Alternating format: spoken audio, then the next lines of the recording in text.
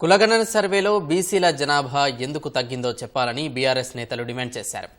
నిన్న జరిగిన అసెంబ్లీ సాక్షిగా బడుగు బలహీన వర్గాల ప్రజలను కాంగ్రెస్ సర్కార్ వంచిందన్నారు.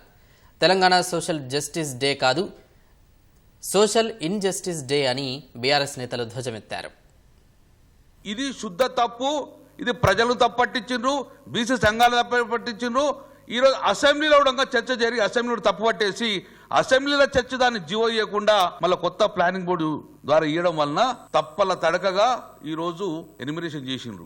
2011లో ఏదైతే సెన్సస్ జరిగిందో గాంధీలకే వచ్చింది, వాళ్ళకి వేరే కొత్తగా తెలివై వాళ్ళకి ఏం చేస్తారు. సగానికి కూడా వీళ్ళు ఎక్కడ కులగన్న కోసం ఇండ్లకు పోలేదు. ఇది వాస్తవము.